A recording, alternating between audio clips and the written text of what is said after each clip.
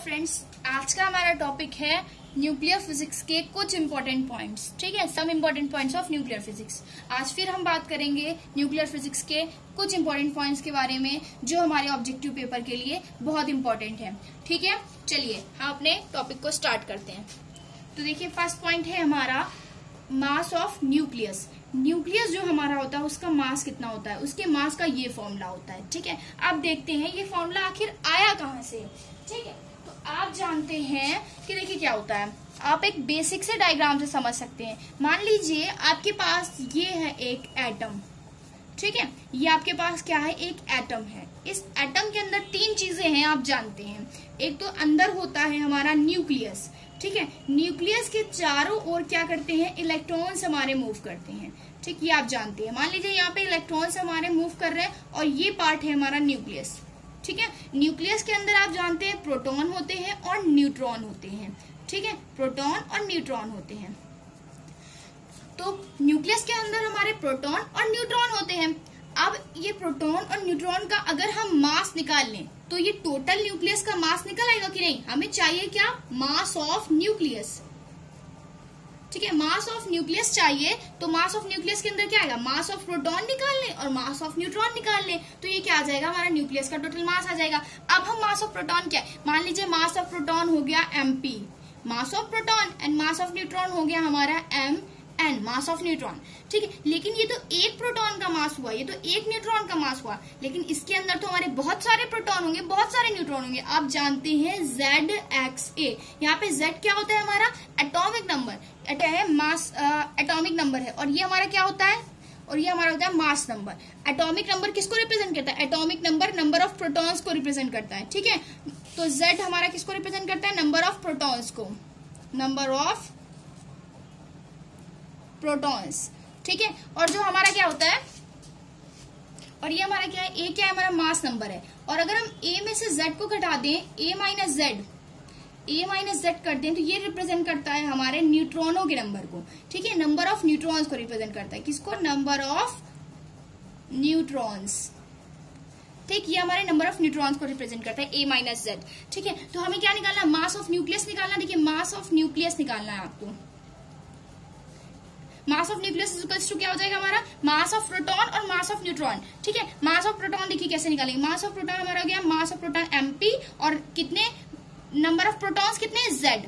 ठीक है, तो Z से मल्टीप्लाई कर लेंगे तो टोटल जितने भी प्रोटॉन्स होंगे उनका मास आ जाएगा, प्लस अब हमें क्या निकालना है, mass of neutron. Mass of neutron हो गया mn। ठीक है, और जितने भी न्यूट्रॉन होंगे, नंबर ऑफ न्यूट्रॉन्स क्या है हमारे, A माइनस Z, तो A माइनस Z, ये हो गया हमारा टोटल मास ऑफ न्यूक्लियस।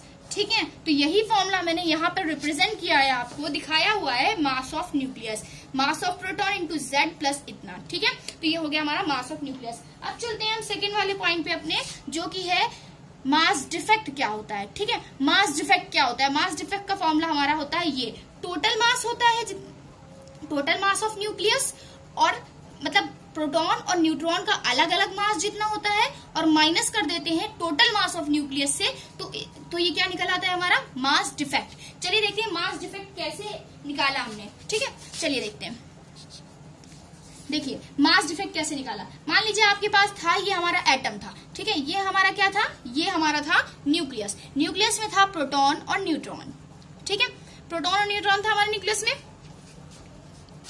मान लीजिए आपका जो प्रोटॉन है वो मान लीजिए 1 AMU है। ठीक है, इसका मास कितना है, 1 AMU, और न्यूट्रॉन का मास दे रखे हैं 1.5 AMU।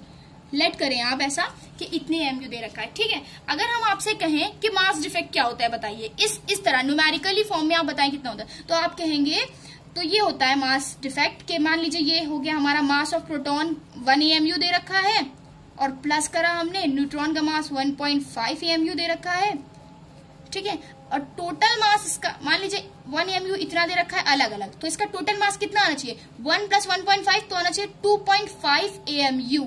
ठीक है, इतना टोटल मास ऑफ न्यूक्लियस इतना आना चाहिए, बट इतना नहीं आता है, इतना नहीं आता है। अगर हम अलग अलग mass of proton plus mass of neutron का निकालते हैं तो मास हमारा क्या होता है, कुछ कम आता है। जो हमारा टोटल न्यूक्लियस का जो टोटल मास होता है वो कुछ कम आता है। मान लीजिए 2 AMU आया, और 0.5 AMU जो हमारा बचता है, ये जो 0.5 AMU बचा वो एनर्जी के फॉर्म में हमारा क्या होता है, बाहर निकल जाता है। ठीक है, तो जब ये एनर्जी के फॉर्म में बाहर निकलता है तो इसे हम बोलते हैं न्यूक्लियर बाइंडिंग एनर्जी। ठीक है, तो जो हमारा टोटल न्यूक्लियस का मास होता है वो अलग अलग प्रोटॉन और न्यूट्रॉन के मास से कम होता है। ठीक है, वही चीज हम आपको यहाँ पे फॉर्मूले में बता रहे हैं कि अगर हमें निकालना है मास डिफेक्ट, तो ये जो हमारा 0.5 मास में कमी आ गई, 0.5 मास हमारा घट गया, तो वो हमारा होता है मास डिफेक्ट। तो अगर हमें मास डिफेक्ट, मान लीजिए ये x दिया हुआ, इसकी वैल्यू निकालनी x की, तो हम क्या करेंगे, अलग अलग मास ऑफ प्रोटॉन और मास ऑफ न्यूट्रॉन निकाल लेंगे और उसमें से क्या करेंगे, मास ऑफ न्यूक्लियस को अगर हम घटा दें, मतलब ये हमारा है AMU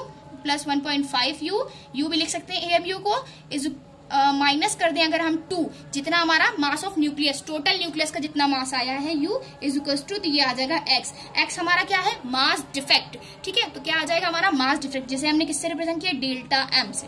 ठीक है, तो वही चीज यहाँ पे बताई गई है।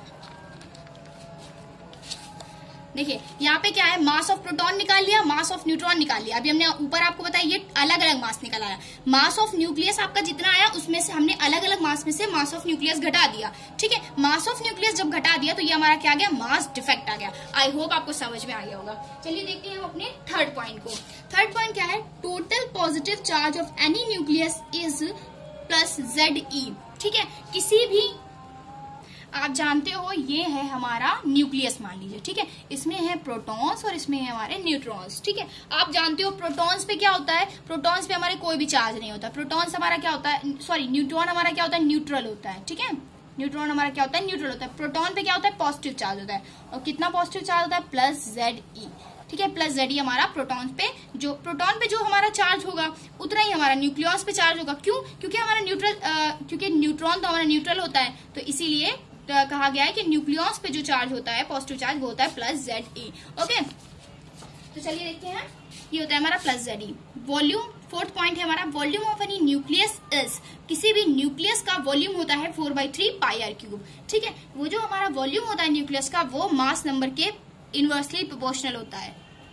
सॉरी फ्रेंड्स, डायरेक्टली प्रोपोर्शनल होता है। जो हमारा न्यूक्लियस का वॉल्यूम होता है वो directly proportional of mass number होता है। ठीक है, तो ये तो हमारा 4/3 पाई कांस्टेंट है, हम इसे इग्नोर भी कर सकते हैं। r³ मान लिया a के प्रोपोर्शनल है, r³ is proportional to a, तो r इज इक्वल टू, ये इज इक्वल टू कांस्टेंट हटेगा, ये प्रोपोर्शनल का साइन हटेगा तो ये कांस्टेंट r0 आ जाएगा। ठीक है, और a की पावर हो जाएगी 1/3। ठीक है, ये 3 इधर जाएगा तो 1/3, क्यूब हो जाएगा 1/3, तो फॉर्मूला आ जाएगा r is equal to r0 a की पावर 1/3। ठीक है, ये हमारा किसका फॉर्मूला हो गया, ये हमारी न्यूक्लियस की रेडियस, मान लीजिए किसी एटम के न्यूक्लियस की रेडियस का फॉर्मूला हो गया। ठीक है, ये जो r0 है हमारा कांस्टेंट है, r0 कांस्टेंट और a हमारा एटॉमिक नंबर है। ठीक है, r0 की वैल्यू कितनी होती है, 1.2 या 1.4 फर्मी, 1.2 से 1.4 फर्मी। अब ये फर्मी क्या होता है, 1 फर्मी इज इक्वल टू होता है 10⁻⁻15 मीटर, तो हम इसे लिख सकते हैं 1.2 × 10⁻15 मीटर या 1.4 × 10⁻15 मीटर।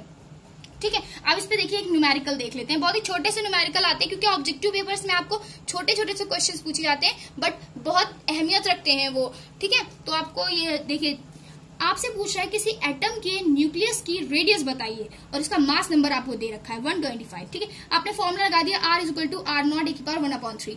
r0 की वैल्यू आप 1.2 से 1.4 के बीच में कुछ भी रख सकते हैं। मान लीजिए हमने 1.2 रख ली और एटॉमिक नंबर दे रहा है 125। 125 1/3 की पावर हो गई, 125 का पावर करेंगे तो 5 आ जाएगा, 5 का 1.2 में मल्टीप्लाई करेंगे तो 6 आ जाएगा, तो r हमारी आ गई रेडियस ऑफ न्यूक्लियस 6 फर्मी। ठीक, फर्मी को अगर हम मीटर में चेंज कर लें तो 10⁻⁻15 से मल्टीप्लाई कर लेंगे, तो ये हमारी r की वैल्यू आ गई। ठीक है, आई होप आपको ये समझ में आ गया मास वॉल्यूम ऑफ न्यूक्लियस क्या होता है। ठीक है, अब देखिए fifth point and last point हमारा है कि फोर्स, इलेक्ट्रिकल फोर्स जो हमारा होता है और जो ग्रेविटेशनल फोर्स होता है, उनमें जो रेशियो होता है वो 10⁻36 का होता है। ठीक है, तो ये बहुत इंपॉर्टेंट बात है कि इलेक्ट्रिकल फोर्स हमारा 10⁻36 गुना ज्यादा होता है ग्रेविटेशनल फोर्स से। ठीक है, तो आई होप आपको ये 5 पॉइंट समझ में आए होंगे, बहुत ही इंपॉर्टेंट है, इनसे आप ऑब्जेक्टिव टाइप के बहुत सारे क्वेश्चन सॉल्व कर सकते हो अगर आप इसे ध्यान से पढ़ो। ठीक है, तो अगर आपको ये वीडियो पसंद आए तो प्लीज हमारे चैनल को लाइक, सब्सक्राइब और कमेंट करें। Thank you for watching.